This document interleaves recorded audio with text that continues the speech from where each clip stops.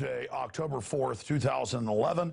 I'm Alex Jones, your host. This is Infowars Nightly News here at prisonplanet.tv and infowarsnews.com, the true cutting edge in the exploding alternative grassroots media that is supplanting the globalist Federal Reserve-funded corporate horror media of CNN, MSNBC, and Fox News. Coming to you from Austin, Texas tonight, I'm Alex Jones, your host. We've got quite a transmission lined up for you.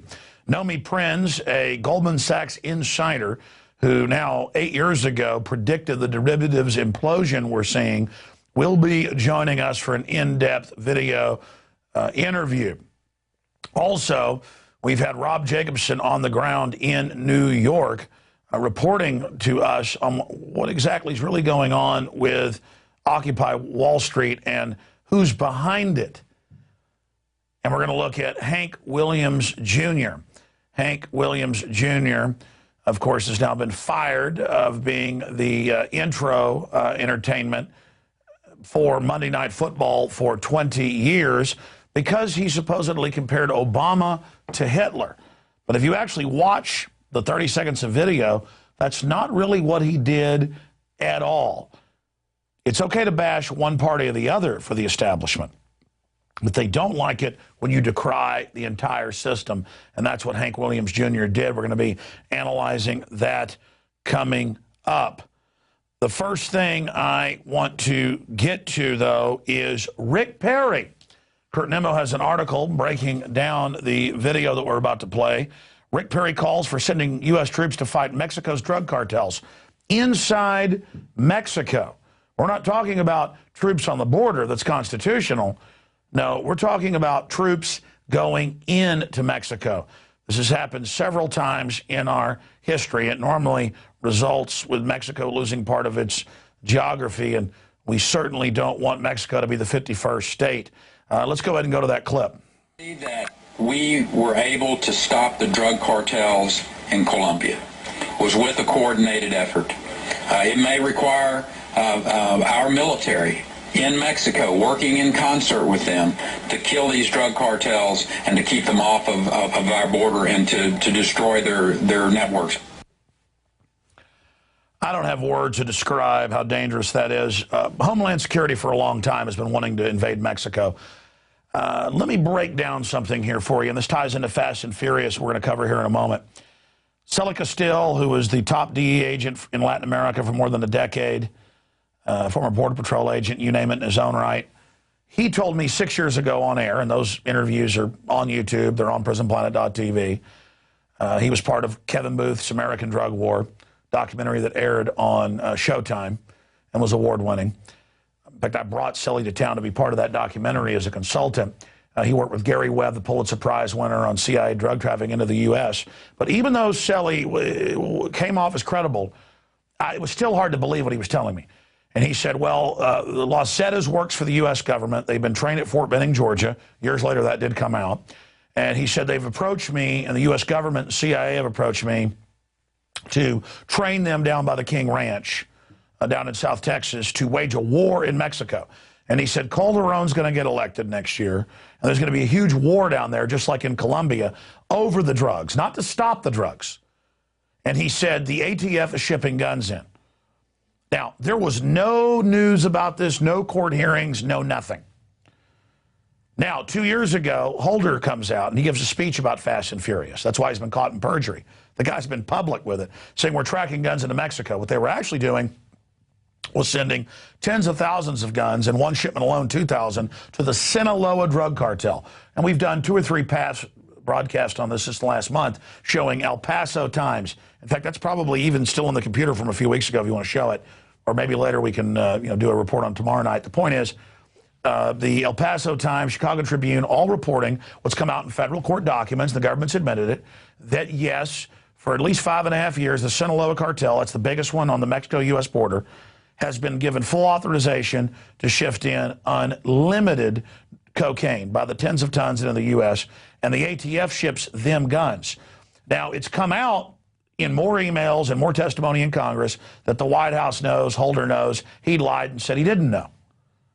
But the Republicans, who are now, some of them calling for a special counsel to probe Holder on the Fast and Furious probe, that supposedly broke today on Fox News, they're not going to be able to dig too deep because this goes back to Bush. This is Iran-Contra Part 2. It's now come out that the U.S. government, ATF, FBI, DEA, other agencies, 7 in total, are shipping guns into Chicago, into Indianapolis, the drug route up north from Mexico, into Tampa. They're not just shipping guns into Mexico to the cartels that launder their money through big U.S. banks. They're shipping them all over the United States. I mean, this is so criminal. And they're talking about some big political thing where they'll make Holder resign and, oh, they screwed up and all this to get some political points. You're not going to fix this until you take it back to square one, to Vietnam and the Defense Department and the CIA bringing the drugs into this country that's been declassified and admitted. And it went on through the 80s. I'm going to probably have Ricky Ross on tomorrow, who ran the drugs for the CIA, what, 50 million a day or so in Southern California. He just got out of prison. We are deep into this, deep into covering it. And yes, risking our lives to connect these dots for you. But they're there publicly. So here's the LA Times. Emails show top Justice Department officials knew of ATF gun program and lied. ATF Fast and Furious. New documents show Attorney General Eric Holder was briefed in July 2010. He gave a speech, several speeches, in fact, one in Texas in 2009, bragging about Fast and Furious and how they were tracking guns. That was their cover. This is nothing but arming Los Zetas and others trained at Fort Benning, Georgia. It doesn't get any more obvious than this. It's open and shut. The mega banks that run America, the same ones that are butchering our economy, are working with the Mexican government to knock out the other cartels. And Perry says that we should send U.S. troops down there. There's different cells of different cartels in every police department, in every state police department in Mexico, in the military. There's 5 different cartels represented, and they're all fighting each other. And these people are about as violent and vicious and ready to die as anybody in the world. Our military is going to get completely chewed up. It's not like they're lining up and fighting Santa Anna or something. You know, this is guerrilla warfare.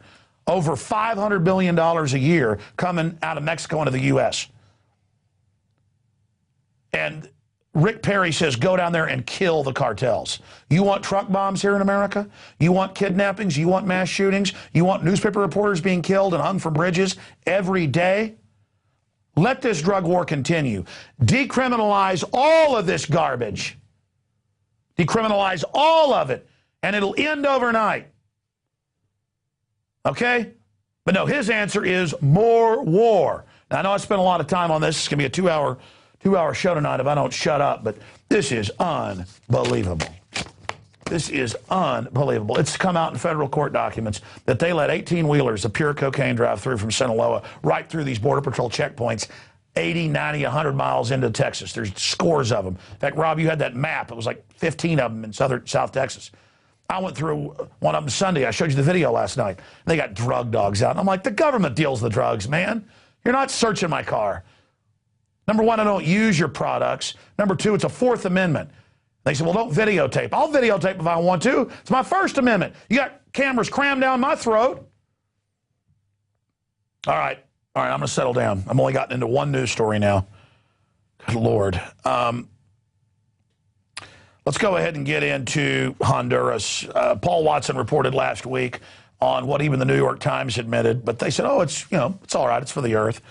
That in Uganda and other areas, the UN-sponsored World Bank groups are coming in and just slaughtering people en masse, burning down villages, shooting everybody that have been on the land for thousands of years to plant trees for carbon offsetting, because hippies, when they buy a gallon of gas, like to pay a carbon offset, even though it's voluntary, and they want to make it mandatory. And now it's been confirmed in the New American Magazine and other major publications that in just one village alone, they killed 23 farmers. They burn everything down. And it's all a UN program with the World Bank taking their land. I mean, it's just absolute genocide, and I just can't take it anymore. I told the story of in the 80s, we used to go down twice a year to Mexico, to Cancun for a couple days. Then my parents would drive me around with my sister, and we would let's see the pyramids and stuff. It's really beautiful down there. And my dad saw the brochures in the hotel, get Mexican land. And my dad's like, wow, Mexico's never allowed foreigners to own land. It's a sovereignty issue because they'd had Germans and others coming in trying to take over the country 100 years ago, Europeans. And my dad went and talked to the concierge in the hotel. He did some research. I remember him in the, in the rented car driving around going, oh, this is a UN biosphere thing. This is when I was in high school. They're taking these farmers' property, sometimes at gunpoint, and then selling it to companies and others. But because it's under UN control, you're allowed to buy it, but just have one house on it, even if it's 100 acres, for the earth. And it's all these rich yuppies buying it. And then later he learned about the machete rebellions down there when the Yucatan Mayans rebelled against it. That's why there's 30 million people instead of 10 million now in Mexico City. That's why we got illegals crawling all over us who work for nothing, because the UN went in with the Mexican army and blew their heads off if they didn't leave their land. They're like, where's the deed to your property? Well, my family's been here for 10,000 years. I don't know. You know, 100 generations are buried up there on that hill. They're like, we don't care. You're not growing your corn here anymore. Get off. Some, rich yuppie wants your land. This is the type of crap that's going on. But because it's cloaked in liberalism, I mean, I swear, if you painted a tank rainbow and had troops with Rasta hair, they could eat babies. And people would say, well, it's liberal. I mean, Al Gore, all of this. I can't take it anymore. I can't take it anymore. And under the carbon tax initiatives, UN even admits 1 billion people would starve to death in a decade if they put these carbon taxes on the third world. I was down in Mexico a year and a half ago in Cozumel, and I went out to rent a little glass-bottom boat, like $50, for 2 hours, take my kids out and show them fish and stuff and snorkel. And I went and I came out and I said, where are all the fishing boats? It was cool to pull up and see them, all the little fishermen catching fish. He said, the guy who could speak English, my wife could speak Spanish, she talked to him more, but he said in English, oh, they banned the fishing. So my wife talked to him in Spanish. And he said, yeah, for a couple of years now, no fishing allowed on the island and none on the mainland. Only the big commercial groups have given the government money and they pay them taxes. So now we're not allowed to fish. We have to go try to find another job. And man, the people 10 years ago, I go to Cozumel, beautiful place, happy people. They look like they've had their soul sucked out. This is a fishing island. People fishing for hundreds of years. They're not allowed to catch fish, because the multinationals come trawling, scooping it all up, but they pay the Mexican government money. The big fat cats, the El Jefes, that sit up on top of it, little chiefs. I mean, this is what America is going to be like with the animal ID, the premises ID, all of this. I mean, this is a lot of commentary tonight, and I haven't even scratched the surface. It's just incredible what globalism is. And it's time to realize that tyranny always comes in a new guise. It isn't going to look like Hitler this time or Stalin. It's going to look like that. And real people that are, liberals or into all this stuff, you need to understand that just because something has a rainbow painted on it doesn't mean it's good. I could paint cyanide pills with rainbows on them. Would you like to take them? I mean, really, you got to get past the packaging. Just because something says, it's got gold in it, you open it up, it can be horse crap. And basically, they're slaughtering people all over the place, but saying it's for the earth. That's like the World Wildlife Fund, whenever Prince Bernhard, the founder of it, the former Nazi, got caught running hunting operations under the guise of the World Wildlife Fund, defending animals out there getting their ivory in Africa. The British intelligence got caught using environmental preserves in Africa to launch takeovers of their indigenous governments. This is how these people operate. Stop being naive. Start looking into things. All right, I'm done. I'm done on that. It gets worse now. All the big Australian newspapers have reported on it. So has the Associated Press here in the United States. We told you years ago that Facebook tracks everywhere you go. It's 800 million users in real time. It's not just cookies. They have other tracking systems. They got caught last week and said, it's a mistake. We're sorry. Remember, the founder, Zuckerman, called you a bunch of dumb effers. He said, our customers trust us. They're a bunch of dumb effers. Well, the same top Australian technologist who discovered they were tracking everybody, we already knew it, but great, he just rediscovered it and did get this attention on it. Just like I told you that OnStar was tracking you 12 years ago. Now it's admitted, and Bill O'Reilly took credit this week. Great, I don't care who takes credit. The same technologist who discovered this went and dug up the patent You can find this on all these companies. Google put out a patent 6 years ago we covered. And the patent, show you a document cam shot of this, says that they track everything you do in real time once you come to the site and you leave it. And again, I'll show viewers a document cam shot of this. U.S. Patent and Trademark Office, it's patent number 20110231240. And, of course, there's a patent number and a press release put out by Google in 2005 admitting they're listening to you with the onboard microphone on your computer, and that a computer is logging everything you say and then putting it into a psychological algorithm package. They even say if a dog barks in the background, they'll then have dog food ads pop up. And I told people this 6 years ago, even though we had the press release and the patent on Google, and people didn't want to believe it. This because, oh, it's impossible. That's Big Brother. Now they just throw it in your face. So there is the patent. We also have the Sydney Morning Herald breaking all of that down. So I thought that we would just go over that for you this evening. Next little tidbit. Today, I was looking at drudgereport.com, and I saw an article that had just come out of CBS News that Starbucks wants to help you. They're going to pressure, in trendy pressure, just like the other stores say, hey, you want to give money to this charity or that charity, and it turns out the store's keeping generally about 75% of the money. Just like United Way got caught keeping, along with Red Cross, billions of dollars, it was several billion, of 9/11 first responder donations and giving it to gun control groups, anti-family groups. As soon as I saw the name of this group, I called Paul Watson and I said, I remember seeing this group connected to trying to get Obama elected, to socialism, to gun control. And because they said, we're not just going to have you give $5 and then these development banks loan it at interest. You got to love that. To people locally. It also said they help community groups. And turns out it's connected to Starbucks in 2008, saying they were going to donate part of every purchase to Obama and his campaign. That's how the article ends. The company also offered free coffee to those who offered to pledge their allegiance to Obama's creepy National Civilian Security Force proposal, with the kids in red uniforms dancing around like going, huh, we're taking over, huh, I'm fierce, socialism. And so now when the trendies go in, they'll have the trendy behind the counter go, you got your tall, which is a small, want to give $5 to help small business? How about you cut taxes? How about you cut taxes? Seriously. They're in there laughing, making me laugh. No, it's sad, actually. Sure, I'll do one for people. It's trendy. Would you like to get $5 for small businesses, give them jobs? And if you're like, no, I just want whatever you're putting in this coffee that's so creepy. I'm like, oh, you're not trendy. All right, there you go. I'm sorry. All right, it's not that funny. It's actually sad.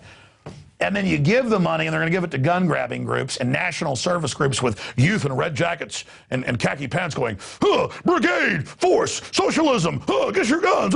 I mean, this is how you're going to get jobs? How about, it's not funny, dude. How about we cut taxes on small businesses?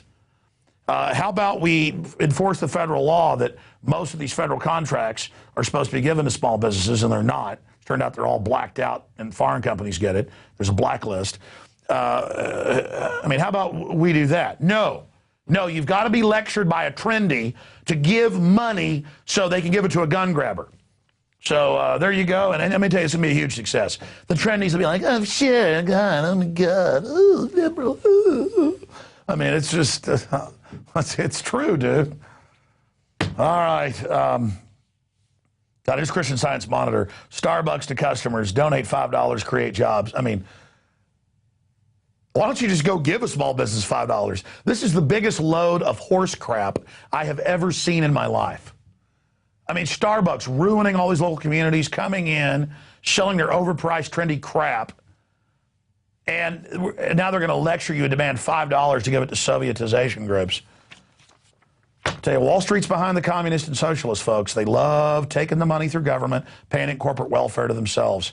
That's it. I've told people at the office, and they really do it, don't buy Starbucks coffee and bring it in. Don't. I've told family, please don't buy it. Yeah, it's strong. It'll wake you up. It'll wake the dead up and then make you wish you were dead a couple hours later. But I'm here to tell you, no more Starbucks. I'm boycotting you, the NFL, all of it. I've had enough. Now, let's continue here. And the TSA. You're like Big Brother giving me stuff to say in there. Dude's the master controller. He's actually Colonel Ziegler. All right, and the Vatican assassin commander. All right, continuing. All right, now I'm screwing around too much. Let's get serious here. Guys, stop it. ESPN. No, first I got to get to Gibson wood. Oh, yeah, here it is. Gibson, the feds have now demanded they hand over the rest of their wood, even though India admits it was legally bought and is not in short supply or endangered. But they don't care if polar bears have gone from 10,000 to 50,000. They say they're endangered as they, invade Canada. That's the same thing here. They just want to harass an American-made company that's non-union, and that's the end of it. So feds demand 25 more bundles of Indian wood from Gibson Guitars. We're going to get the CEO back on the show here. Now, let's get to our next little tidbit here. Speaking of guitars, it's Hank Williams Jr., everybody's favorite hillbilly. And I guess a country boy can't survive when he went on Fox and Friends a few days ago, and the media said that he called Obama Hitler. So I watched the whole thing, and Rob watched it, and I said, what do you think, Rob? And Rob said, no, he was saying the whole government stinks. He said, I don't like any of the Republicans. He was asked, he said, I won't vote for any of them in the full clip. He said, 89% of Americans in USA Today want to abolish Congress. Well, how about abolish the crooks that are in there? I've seen polls of 91%. Only 9% actually approve of Congress. So it's worse than Hank's saying. And he says that it should be polar opposites, Netanyahu and Hitler, in his view, to have the Republicans and Democrats meeting. He doesn't like the socialist health care takeover that's admittedly bankrupting people and increasing health care prices. And for stating his political views, he's fired from 20 years of introducing Monday Night Football. And again, the real reason was not going after Obama, but going after the whole system and saying people are fed up and angry. They want to send a chilling effect. You get up and speak out against the government, you're going to lose your job, whether it's the Dixie Chicks against war or a good old boy that doesn't like the Congress and doesn't like Obama. The message is you sit down and shut up or you're going to lose your job. And I don't like the fact that Hank Williams III came out and said his dad wasn't smart enough. In fact, let me give you the exact quote here. I've got it here in my stack somewhere. He came out and said, my dad should not talk politics. He told CMZ, he said, most musicians are not worthy. Everybody's worthy of speaking out and saying what they believe. He said only Jello Biafra is Pope powerful enough to be able for us to speak. So, I think you should stick up for your daddy, Hank III. You look just like your granddaddy and got some good music. I think you guys ought to get back together and stop fighting with each other. And you should be friends with Shooter as well. But that's all a side issue. Little inside baseball. The point is, let's go to the heresy, the blasphemy of Hank Williams Jr. This is the rest of the story. He said the whole political system's shot. That's what he's being punished for. An easy question. Who do you like in the GOP race? Nobody. You remember the golf game they had, ladies and gentlemen? Yeah. Remember the golf game? Boehner. That was one of the biggest political mistakes ever. Why? It'd be like Hitler playing golf with Netanyahu, okay? Okay. Not hardly. Look at USA Today poll. 89% said Congress should be completely replaced. Mm-hmm. I agree with them. The health care bill left, it's not going to fly either. So he doesn't like any of the Republicans, and he said even more. You can watch the whole interview on YouTube. He said 89% of Americans say replace everybody in Congress. So I guess he actually got that right. My memory was he was saying abolish Congress. And he went on to say that these two people should be polar opposites and not like each other. We're not supposed to have the political process where it's two parties acting in concert like two wings on the same bird. No teleprompter, folks, so there's going to be little foibles and mistakes. Now, I want to go to this very informative and interesting man on the street interview that Darren McBreen did down at the city council with some people. And then he's going to be down there Thursday covering the Occupy Wall Street events in Austin. I'm going to be in Dallas Friday night, Saturday in Houston, Sunday in San Antonio for our Occupy the Federal Reserve. And Rob Jacobson, our reporter, has been sent to New York. We got correspondents everywhere, thanks to your support, up there covering really the epicenter of this. But we're really trying to gauge who the Occupy Wall Street people really are versus who the media says they are. Because the media says there are saviors, the communists, who want to redistribute the wealth to offshore bankers with a tax on the middle class. And we talked to people in New York. Jacobson's got the interviews where they're like, I don't care about the $27 trillion of the Federal Reserve. I want to raise taxes on people making, $200,000, $300,000. Yes, that will fix it. So it's more a class envy, class warfare situation. A lot of folks don't understand that when you knock out the middle class, people don't have money to come buy your goods and services, and then you don't get into the middle class. You like burn the ladder that leads upwards or blow the bridge that takes you to the greener pastures. But the bankers know how to manipulate. That's why they're trying this. So there's a fight over the heart and soul over where this rebellion against Wall Street is going. We got neocons trying to run it on the Republican Party. We've got the Democrats trying to take it over with George Soros, MoveOn.org. With more on that, we're joined by Darren McBreen. Thanks, Alex. The leftist Democratic Party front, MoveOn.org, is set to hijack the Occupy Wall Street protests this week, which is pretty ironic given the fact that the Obama administration is a creature of Wall Street itself. Now, we're standing here in front of City Hall in Austin, Texas, just days before the Occupy Austin protest are set to take place. We wanted to get the public's opinion on this protest movement and see who they feel is behind it all. Well, I think it's interesting. I mean, we don't have a whole lot of demonstrations happening in the United States, as far as I know, and this one seems to be a pretty big one. So it's nice to see people coming together and fighting for something they believe in. It's people who are upset with the financial situation, with the bank bailouts, with the lack of repercussions. I think the bankers are getting way too greedy. People talking about freedom, ending the Federal Reserve, talking about the crimes committed by Ben Bernanke and other people in the high echelons of our government. Not sure what their objective or goal is, except I've heard they're against corporate greed.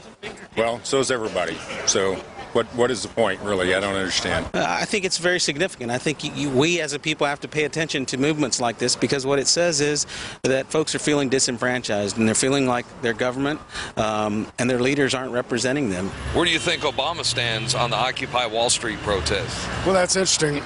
One of the things I was trying to find myself this morning was whether or not I could figure out who was behind this. Yeah. And my first thought was the Democratic Party. I'm a Democrat.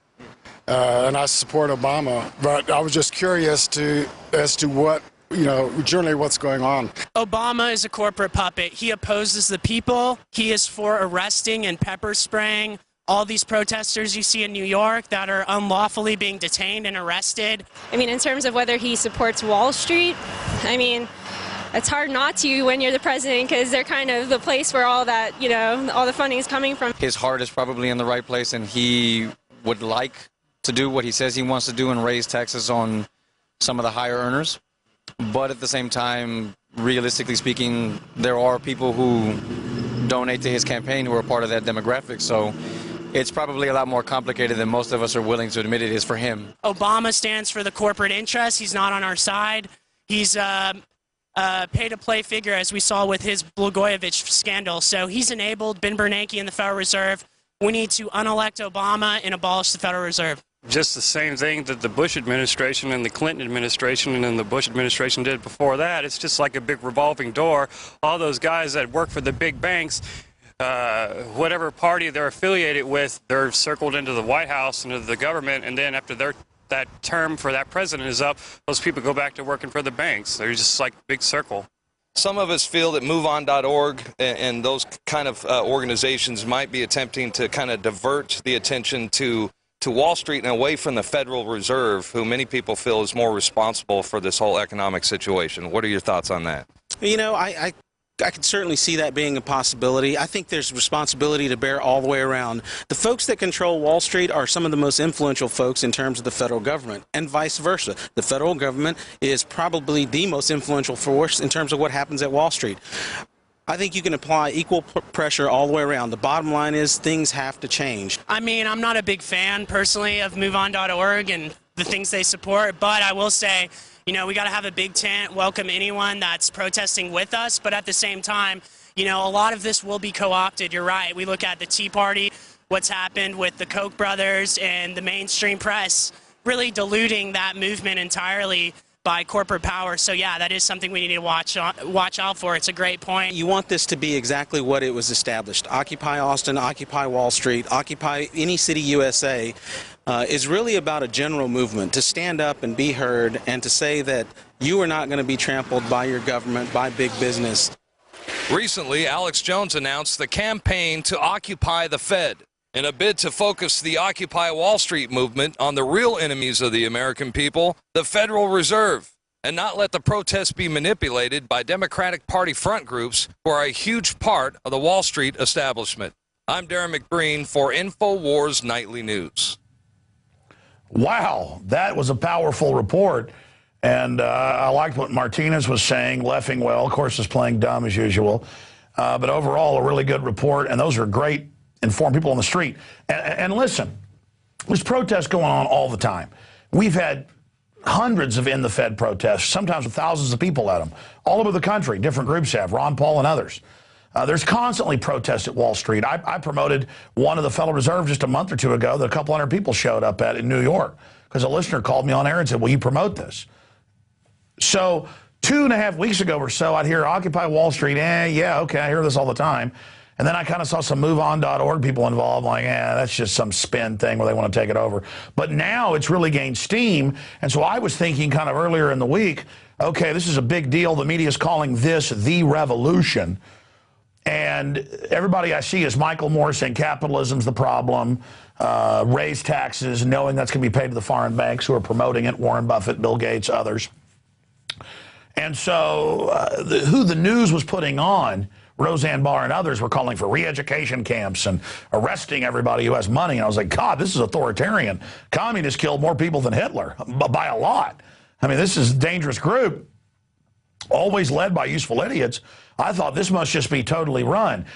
Now I've had reporters, Matthew Medina in San Antonio, I've known for years, great source. Rob Jacobson in New York, Luke Radowski in New York and D.C., In the Fed, people we talked to in Austin, Dallas, all over the country.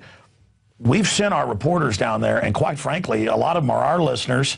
They're Ron Paul supporters. They're libertarians. They're liberals that have woken up to the real paradigm. They're conservatives that have woken up to the real paradigm of the New World Order, the private Federal Reserve. And I've got to say, the vast majority are not Soros-run or Al Gore-run or whatever, but the mainstream media is going and saying it's MoveOn.org. On the left, posing like they're saviors and run it. Then the right comes in and says, oh, the whole movement's a bunch of MoveOn.org, which isn't true. So again, it's that left-right thing. So yes, the mainstream media, the dominant media, not dominant for too long, they're collapsing. That's why they're flopping around and writhing. They're trying to misbrand it as Soviet or communistic when it's not. And Rob Dew brought to my attention, we linked to this on Infowars.com today, this Small Story Visuals is a group, they're shooting videos on their YouTube channel, they're excellent. Small 1124 is their YouTube site. And this is the same stuff that Rob Jacobson's shooting and putting on our YouTube channel. Very similar responses by the people. And Rob told me today, he walked up and there's a guy standing in front of a group of like 500 people going, where's Alex Jones? He needs to be here. And are you with Soros? Are you with Soros? And they're like, no. But then Jacobson did find some that were, but they were the minority. So what's happening here is this is real. This is grassroots. But now the Democratic Party and others have admitted they want to hijack it, just like the Republicans with the Tea Party. So here is 7 or so minutes of somebody who really knows what they're talking about. Then we're going to come back from break with Nomi Prins. Stay with us. When you have big state government, small federal government, our voices are heard at the local level. We can make differences. A whole continent wide cannot control a federal government with a banking system that prints money like it's paper. You can't even call it money anymore. Gold is money. Silver is money. Green dollars are not money. They're using inflation as a hidden tax to f the people.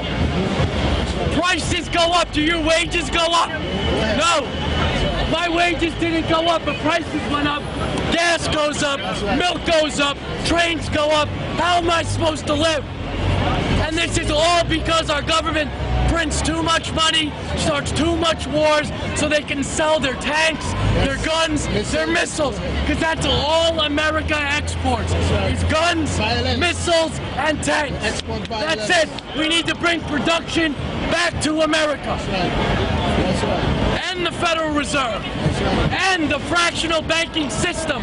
When you invest $100 in a bank, they multiply that by 9, and they send it out 9 different ways.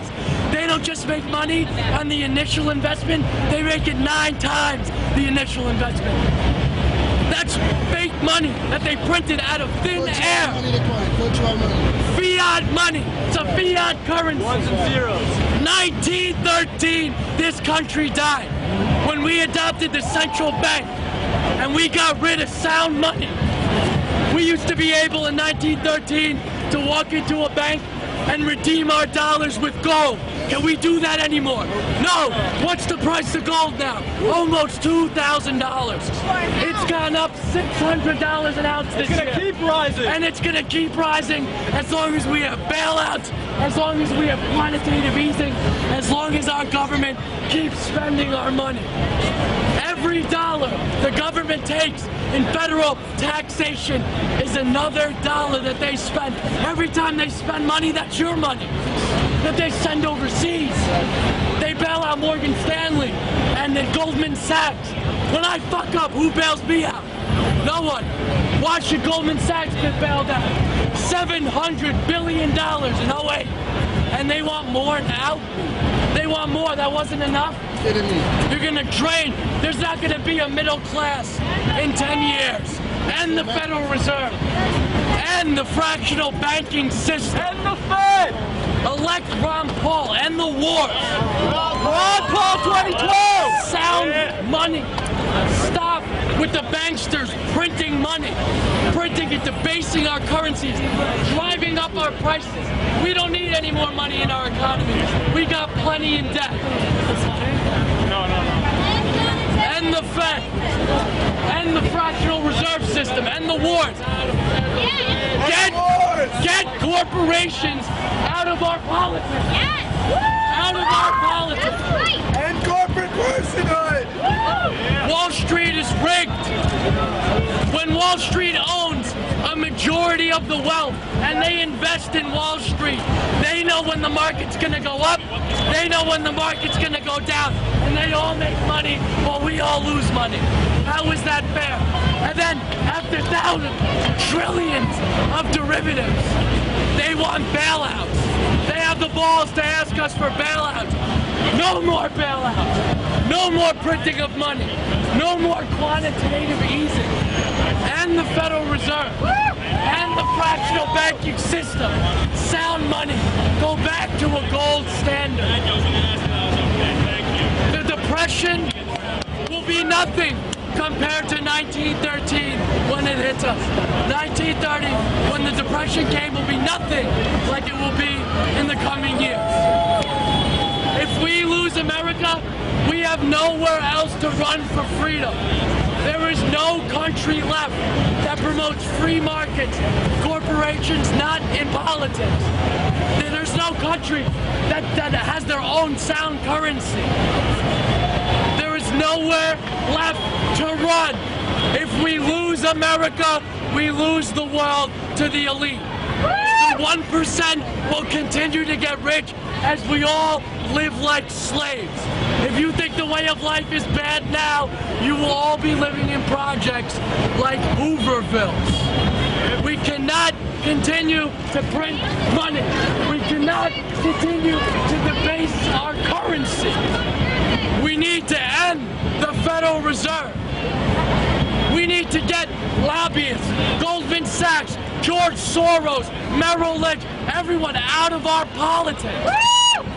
Why should they be allowed to throw millions at politicians so they do what we want? They're supposed to be our voice, not their voice. States' rights. When you minimize government, it is easier to control by the people. States' rights. You need to give the rights back to states minimize these government agencies like Fannie Mae and Freddie Mac. Fannie Mae and Freddie Mac loaned out money that private bankers would not loan out. People that they did not trust in, the government loaned money. Well, that is what the establishment is scared of. And, he talks about elect Ron Paul president. You do hear a big cheer. But it's thousands of people just milling around, screaming their voices out, because you're not allowed to have bullhorns, even though I've had them in New York, been arrested. And I'm going to be up there in Dallas this Friday, occupying the Federal Reserve. You want to really send a political shot heard around the world? Come to the Dallas Fed. I'm going to be there for 2 hours. I'm going to ride to the next Fed like Paul Revere, but I need you to stay there, to occupy it for a few days, then others will come. Get the word out, folks. We need your help. This is history happening right now. We're going to go to break and come back with a Nomi Prins interview, and then at the end I'm going to break down really what's coming up with our Occupy the Fed movement. This is so important. And obviously, we'll take this prisonplanet.tv live transmission. It's going to re-air, be archived at prisonplanet.tv for subscribers. But obviously, we're going to take this and put it on the YouTube channel while we still have it. Behind the scenes, they're trying to take it down right now and threatening us and stuff. And get this video when it's on YouTube and get it out to everybody you know. But that idea, the things that that man was talking about there, that's what scares the system. When you talk about mega corporations teaming up with government. That's what Republicans won't talk about that. Democrats won't talk about that. That's the big dirty secret that's hiding in plain view. But the facts are getting out. Welcome back to Infowars Nightly News on this October 3rd, 2011 Tuesday edition.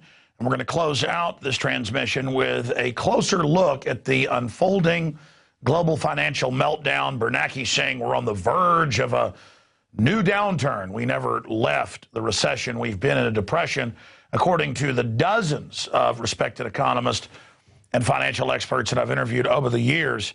And Nomi Prins, of course, was the managing director at Goldman Sachs. She also worked with other big companies in large global strategic outlooks. So she was able to boil down the wide global image. And she's been talking about on our show for the last few years, but a lot longer before that in her best-selling nonfiction books about these robber barons and this system they've set up. So I wanted to get her on to talk about the deepening crisis and the world meltdown, and also wanted to get her view on Occupy Wall Street. Nomi Prins, thank you so much for joining us. Thank you so much, Alex. Well, where do you want to start? Because, I mean, here it is. It's only getting worse. Let's get into the global financial crisis and where you see it going, and then let's talk about the Occupy Wall Street and your new book.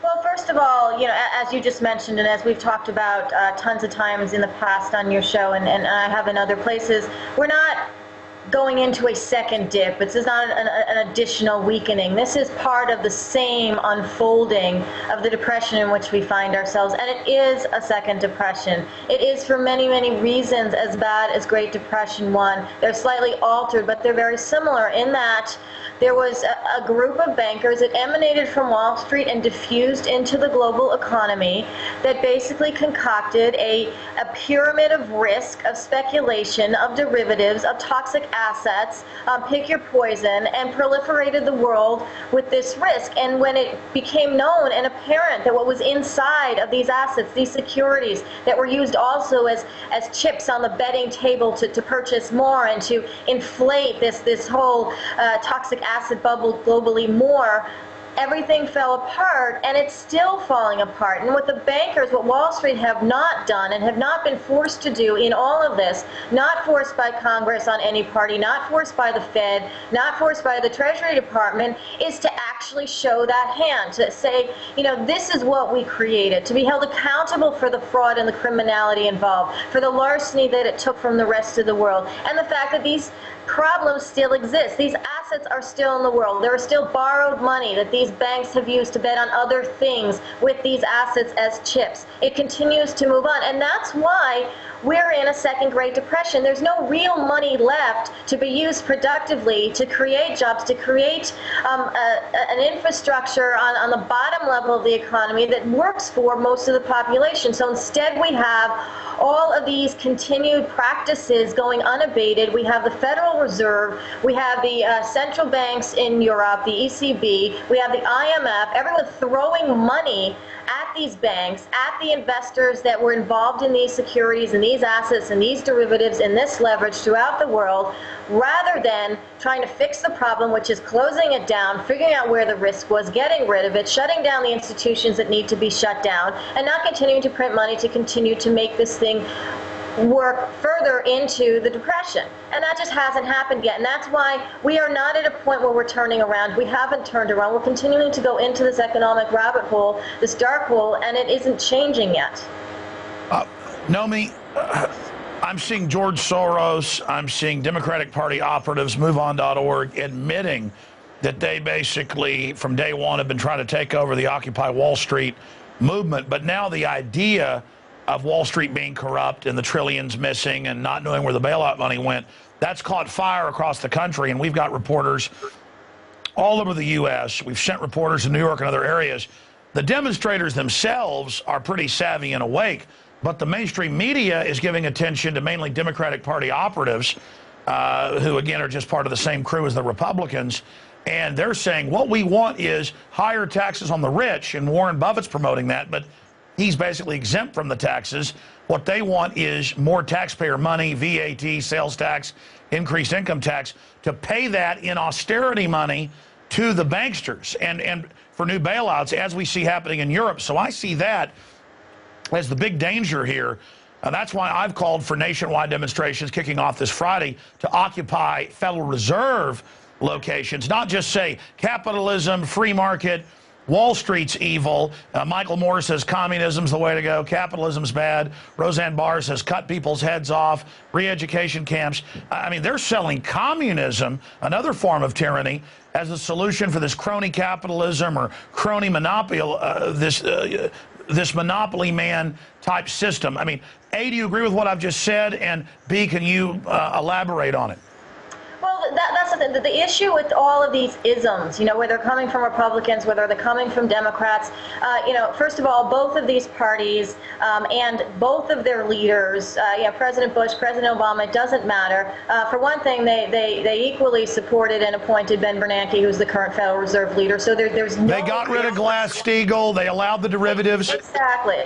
And what they allowed, and all of that. And let's not forget, the Federal Reserve is supposed to be the regulatory body in this country that is supposed to monitor the banking system. And instead of monitoring the banking system when it was creating all this risk, when it was diffusing all of these derivatives throughout the country, throughout people's pensions here, small towns in Iceland, in Greece, in Norway, basically wrecking the world, right? Instead of containing that, instead of breaking up the banks, instead of saying, you know what, this is bad for the overall economy. You are going to basically screw things up, and we will be taking the fallout for years and years and years to come. So I absolutely agree with you, Alex, that the Federal Reserve, the ECB in Europe, that basically they are a part of. They're a part of why Wall Street has been able to do what it did. They're the fuel on the fire. They're the feeding mechanism. Without the Fed printing money, subsidizing the risk, guaranteeing big banks to become bigger. For example, JP Morgan Chase, when it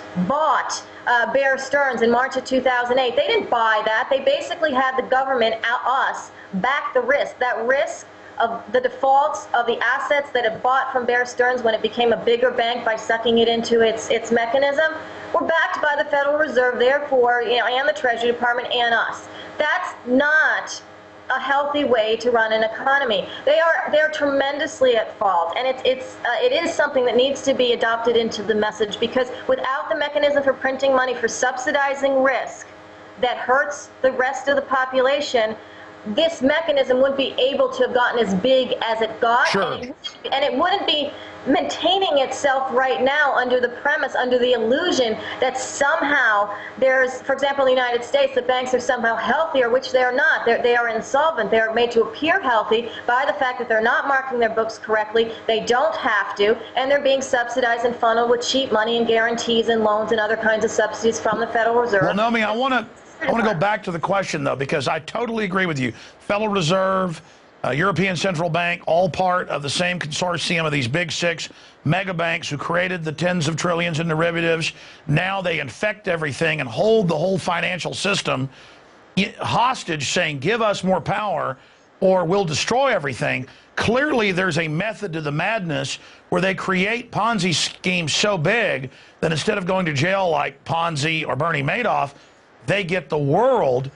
So clearly this is premeditated, and now they're announcing this Bank of the World and austerity. I was just getting you to speak to Obama being Wall Street finance, just like the Republican leadership, but having the gall, Republicans, you know, mainline, just say Wall Street can do no wrong, give them banker bailouts, that's conservative, but welfare moms are evil. They're hypocritical, it's obvious, it's silly. But with Democrats, they're coming out saying capitalism's the problem, when it has nothing to do with it, that government teamed up with mega banks and tied taxpayer money to it. I mean, that's nothing but an insider monopoly scam. I was wanting to get your take just on this spectacle of Michael Moore and all these people lecturing us saying capitalism doesn't work, and then demonizing the entire private property system because a group of monopolists teamed up with government to screw us. Well, I mean, that's saying that this isn't what, you know, classical capitalism was defined to be. This isn't a everybody has an equal opportunity to get ahead and to create a business and to produce and to have a job and to create a job and all of that. That's not what happened here. Well, you're right. What happened here was a completely lopsided way of funneling money into the wrong risks that had the knock-on effect of creating a decimated global economy and a depressed economy. This isn't, you know, classical capitalism. So sort of you know, moaning on just capitalism, and I think capitalism can work if it's a progressive kind of capitalism where there actually is a fairness to this, you know, where banks that have to fail, where people can get the right amount of money for jobs that actually exist in order to feed their families. Yeah, you don't give $16 trillion in bailout money to banks and then they hoard it and use it to not loan and shut down their whole service sector. I mean, it's incredible. We need to get back to free credit, basically, government issued. That's the American system, pre-1913 Federal Reserve. And then if people want to loan their private money, that's another issue. But to watch tens of trillions of dollars just given to these people and then they hoard it is incredible. Now, going back 7, 8 years ago, you're a big managing director. You're moving up the ladder to, you know, the top of Goldman Sachs. And you quit, you leave, you start writing best-selling books like It Takes a Pillage, Other People's Money, Jacked, and other books. You started writing for The Nation, for Alternate, for Fortune, Mother Jones, you know, BBC, CNBC, MSNBC, CNN, PBS. You start coming out against them. And I remember seeing videos of you 5, 6 years ago when the financial crisis hadn't happened yet. This wasn't on the radar. You were warning. So I want to go back to square one before we bring it to the future and where you see the world going. What did you see inside Goldman Sachs and inside, you know, the highest levels of the global financial ruling class? What did you see that made you get out of there? Well, I saw, and I left right after Enron and WorldCom in the last spate of frauds that we all remember. And what I saw was a tremendous amount of manipulation and lying. I had a boss who is now one of the senior, well, boss's boss, who basically ran the credit division at the time, which was, you know, where credit derivatives were kind of spawned and born, and that business obviously grew out of control over the many years since, who would basically boast about his trips to Washington. You know, we can't have this meeting because I'm going to be in Washington. And why they were in Washington was to basically collude the SEC and other members in Washington so that they would allow Goldman Sachs and also other investment banks to have more leverage, to basically be able to borrow against, you know, crappy securities and assets and book positions in order to make something of them that they weren't, so they could compete with the likes of JP Morgan Chase and Citigroup that had all these, you know, people's deposits and people's loans, and, you know, because of Glass-Steagall repeal were bigger mega banks, and they wanted to basically compete. So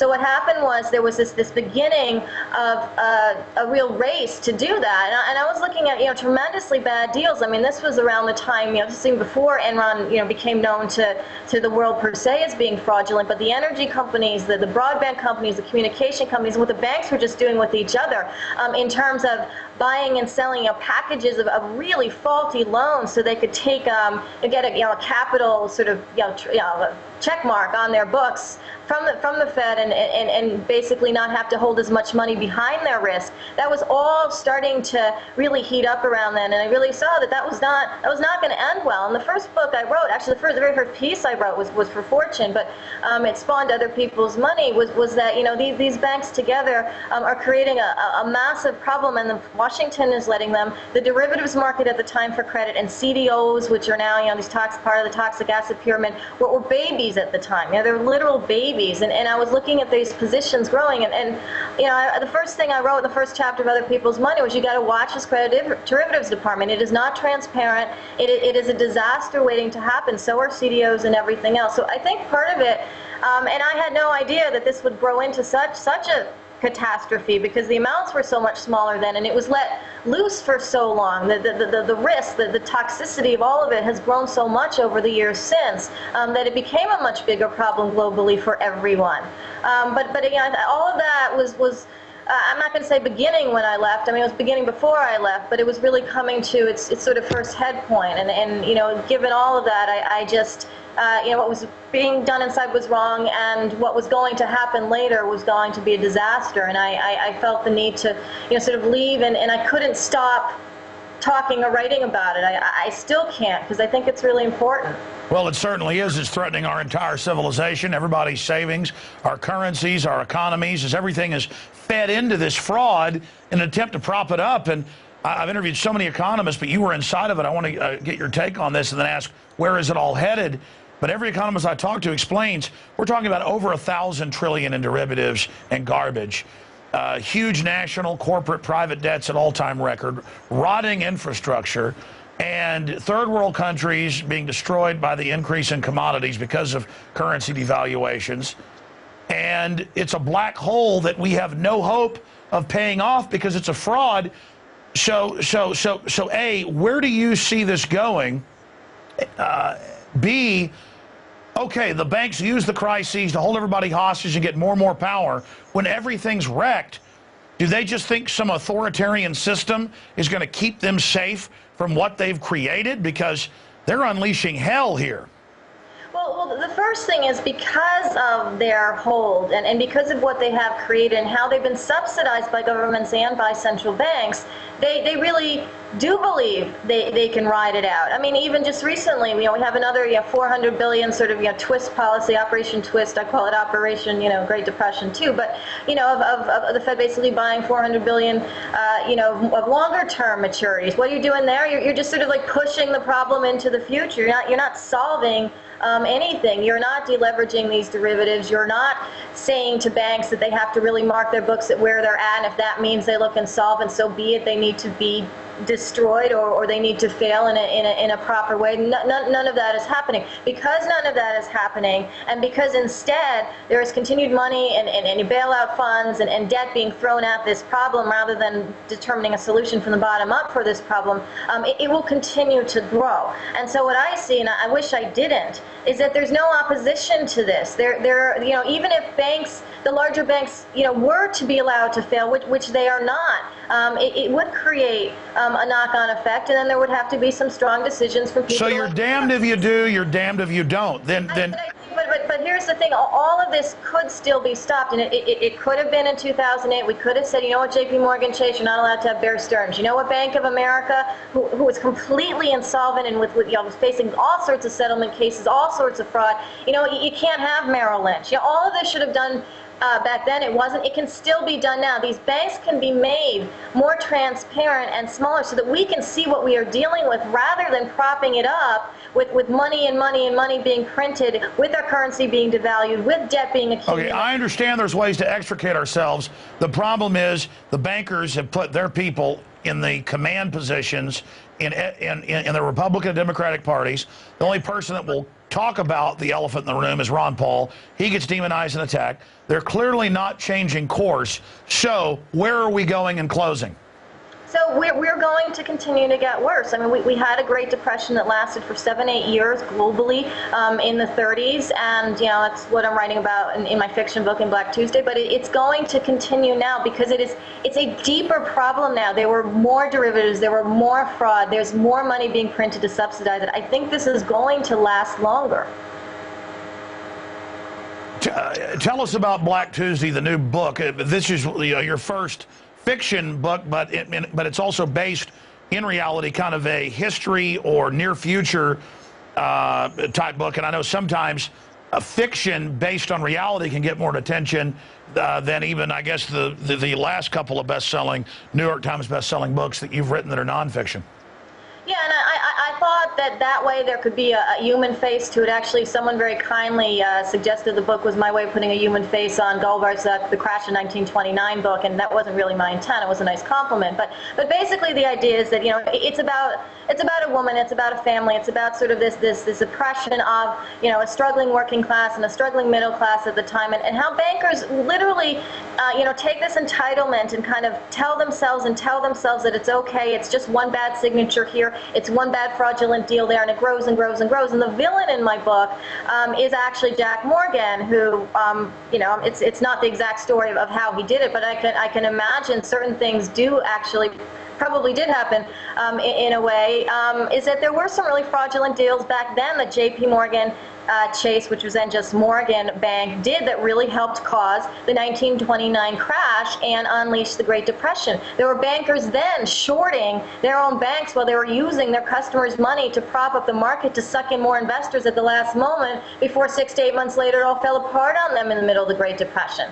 So what I'm just showing is the human side of that. I'm following a woman who gets involved, who doesn't want to be a hero, who doesn't set out to be a hero, and is very flawed in very many ways, but who sees it for what it is, and you know, takes great personal struggle to really bring it to people's attention. And there's a lot of problems, and there's a love triangle and everything else that happens in fiction. But the idea is that one unlikely person might not make a tremendous difference, but when called to the occasion, can step up, and that's really, you know, sort of the background, and it takes place in 1929, which is very, very similar to what's going on right now. Now the book is coming out any second now, right?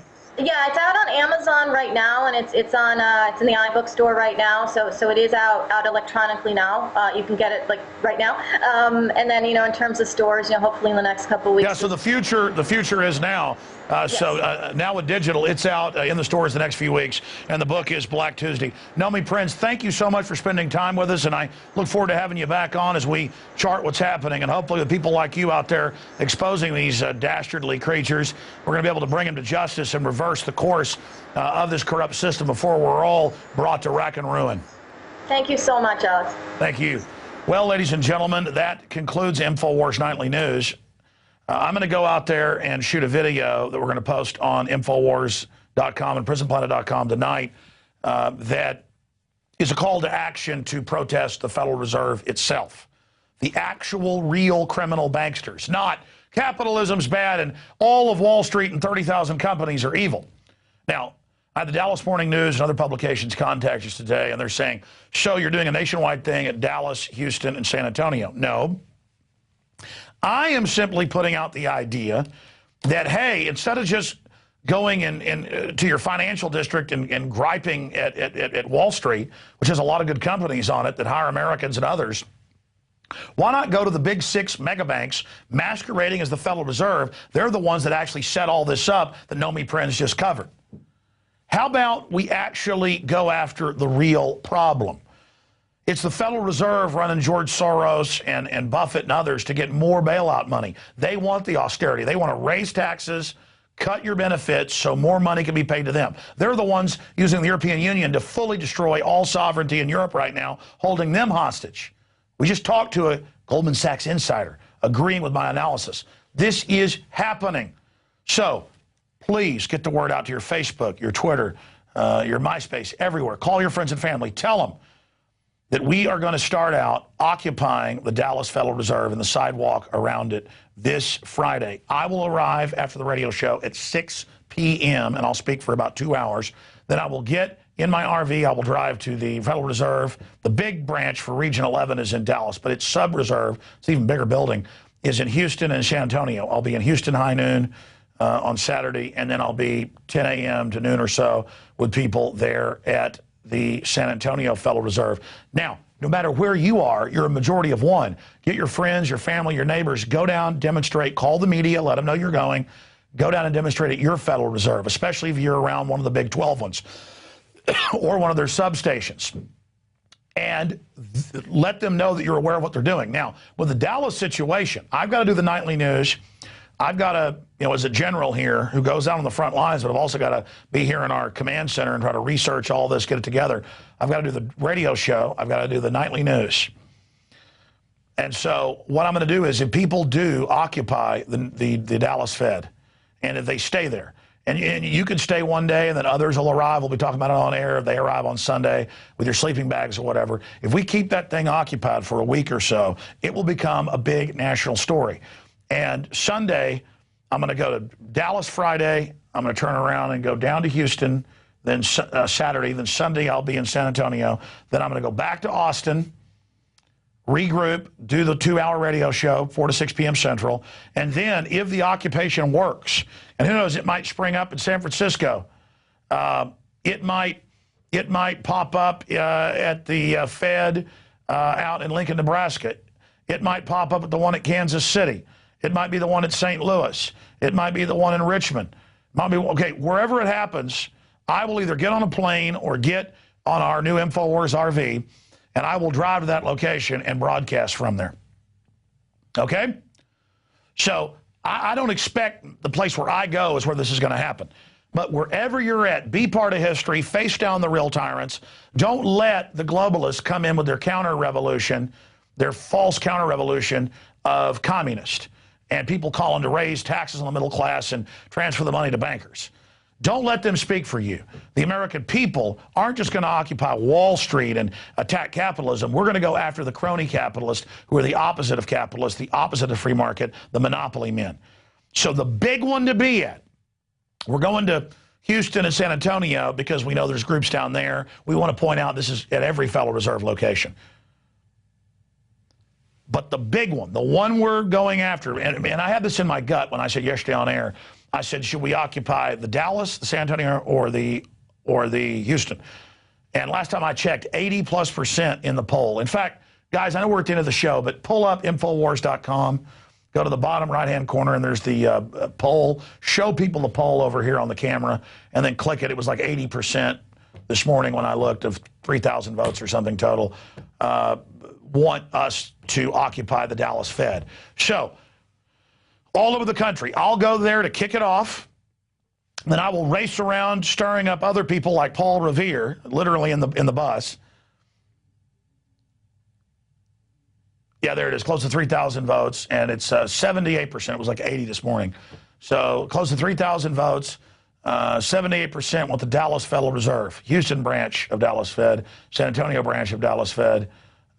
You can see that you got 2,314 want Dallas, 473 or 16% want Houston, and H-Town, and for S-Town, great town, by the way, my second favorite city in Texas after Austin. We're going to be down there, and that's only 175 votes want that, or 6%. And we're going to close that poll out soon because I'm going to have Aaron put it in our press release. We need your help. We need your help to get out to all of these events. And we need your help to get our press release, our articles about it, the video I'm going to shoot about it, this video as well. Get it out to everybody, okay? Regardless of what you think, liberal, conservative, black, white, old, young, Hispanic, Asian, turquoise, purple, green, polka dotted. If you want freedom, these are the tyrants. There's no doubting that. Union people, non-union, it doesn't matter. Everybody isn't welcome. Everybody is essential.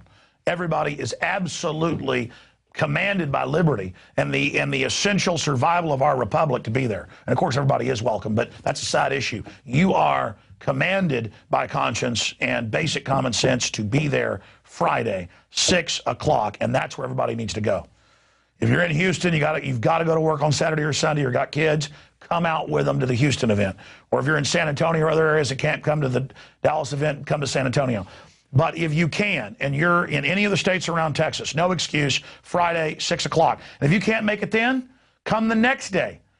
You know, whenever we stormed the Texas Capitol 2 separate times and almost defeated the TSA bill, and notice the resistance now is causing them to start to back off. The White House is talking about abolishing it.